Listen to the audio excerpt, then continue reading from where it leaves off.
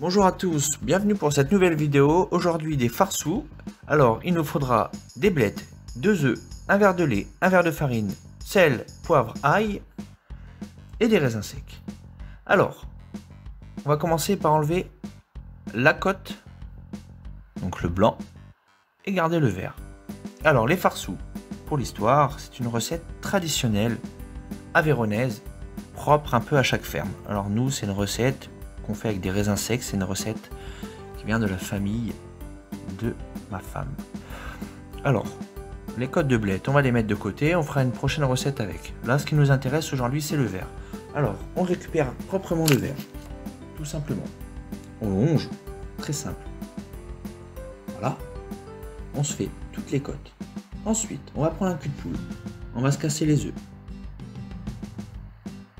Les 2 œufs, on prend une spatule. Pourquoi une spatule? Parce qu'après, vu qu'on va incorporer les blettes dedans, pour éviter qu'elles se coincent dans le fouet, on va simplement prendre une spatule. On se met la farine. On mélange bien, vraiment que ça soit une pâte homogène.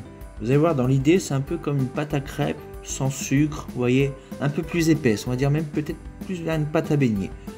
On va bien mélanger. Le tout, c'est que ça va d'avoir quelque chose d'assez homogène, vraiment bien fluide. On continue, on rajoute un peu de farine, vous voyez, au fur et à mesure. On continue à mélanger, on perd pas de temps. Voilà, on fait ça, on continue bien à mélanger. On rajoute du liquide. On se met encore un petit peu de farine. Vous voyez un peu la texture que ça donne là, quelque chose quand même relativement épais. On va se mettre ensuite notre sel, notre poivre et notre ail. Une fois qu'on aura fini de bien mélanger tout ça, voilà. Alors, nous on met des raisins secs. Dans certaines recettes, vous allez voir, ça va être des pruneaux. Certains les font même à la viande, donc ils mettent de l'agneau, ils mettent de la viande hachée, du jambon. Nous on est vraiment resté sur la recette de famille. Après, vous pouvez faire énormément de variantes. Alors, on a mis les raisins, on a mélangé. Maintenant, on va s'occuper des côtes. Du verre des blettes. Alors, vous pouvez les blanchir si vous voulez. Vous aurez après une recette un peu plus moelleuse. Nous, ce qu'on va faire, on va les mettre crus. Comme ça, on aura quelque chose avec un peu plus de consistance. On les taille assez régulièrement. Vous voyez, des morceaux quand même assez gros. On met tout dans le saladier.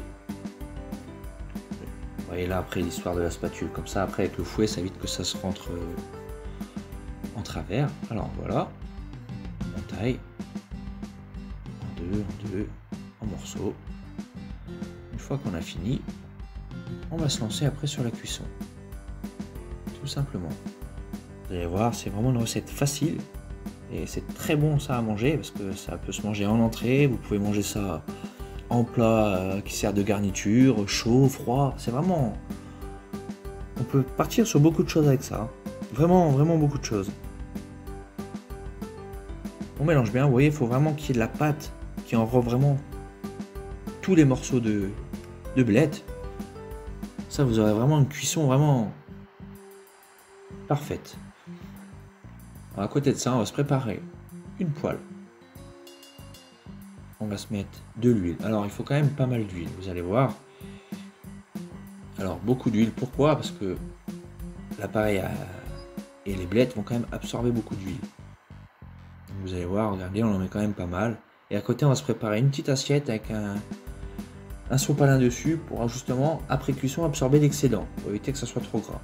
On va faire, une fois que c'est chaud, vous allez voir, des petits tas.